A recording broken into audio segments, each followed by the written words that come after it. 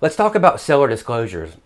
This is something that I know a lot of people don't understand, and I want to make it very quick and easy for you and give you 4 main disclosures that really doesn't matter if you're either working with an agent or going to sell your house on your own.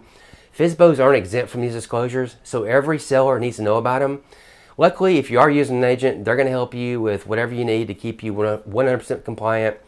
And this is mainly just for information and for those that think about selling the house on their own. Okay, so the very first thing you're going to need to do is fill out a property disclosure. Now let me say, this is not mandatory, but every buyer, especially if the buyer's working with an agent, are going to want you to have a filled out property seller disclosure, property disclosure. If you're working with an agent, they're probably going to really demand that you fill one out. You should fill one out. I think it goes a long way. It helps potential buyers know a little bit more per you, the seller, what's going on with the property, more about it. But let me tell you, this form, this disclosure is the #1 disclosure that gets sellers sued. And it's typically where sellers aren't providing enough information. They're holding stuff back. Just remember, disclose, disclose, disclose. The form even says, if you read it, that basically, think about it as if you were buying the property, what would you want to know? If it's anything at all that could potentially affect the value of the home, disclose it. If not, you could find yourself being sued down the road. Okay, the second form you're going to need is going to depend on what year your house was built. And this is very simple. If your house was built in 1978 or prior, you're going to need a lead-based paint form filled out. That's it. They're very easy to find online. The only other thing I wanted to add is you need to go ahead and download the EPA lead-based pamphlet. It's like 14, 20-something pages.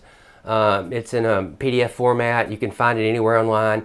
Download it. You want these forms ready to be sent to any potential buyer if you're selling your home on your own, okay? You want to provide them with a pamphlet. That way you can check off the box and you don't have to worry about being compliant in any way, especially when it comes to lead-based paint disclosures, which is a federal thing. It's not even a state or local, okay? So it's very important.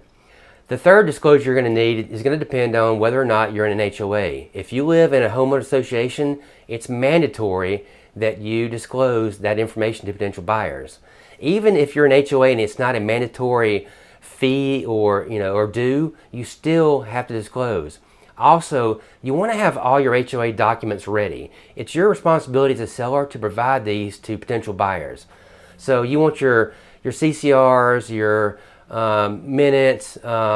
If you live in condos, get all the condo docs, get all your profit and loss statements, get everything, copies of the insurance, everything possible. Have it ready for potential buyers, because that's very important. You must disclose HOA information. And the form is very simple, but really it's about the documents also. So remember, get all those documents together and have them ready to go. The fourth form I want to talk about is something that's really pertains to my local area, but there's going to be a similar form in your town, especially when the airports are involved. And this is something that a lot of people don't realize that is actually mandatory, but a lot of people don't fill it out, and especially FSBOs. I don't think I've ever seen anyone even know about this form. But both our counties here in Escambia and Santa Rosa have one, and it's basically your airport environmental disclosure.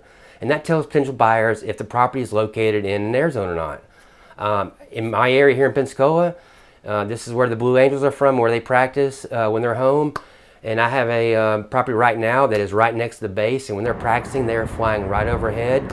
And to be honest with you, it is very, very loud.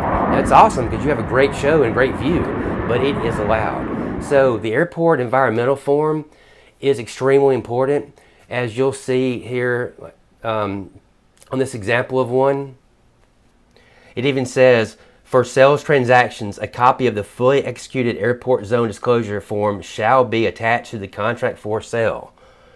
Failure to complete this form and follow the provision of ordinance so-and-so and Santa Rosa County Land Development Code could subject a property owner and or sales agent to penalties or fines as set forth in the laws and ordinance of Santa Rosa County.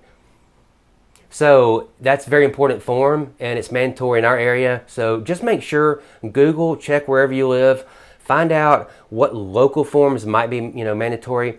Now, the 4 I talked about, there's probably more, but these are the ones that if you're going to sell your house on your own, you need to have these ready to go. build yourself a file on your computer, put it on your desktop, put all these forms in there. If you're anywhere in my area and you need help with them, send me a message or something. I'll be glad to get them to you. But you can find all this online very easily, especially the airport environmental forms for your county and the lead-based paint stuff. So I appreciate it. If you have any questions, leave them below. I'll be glad to answer. I'll help any way I can. As always, have a great day. Make sure and hit the subscribe button, and see you next time.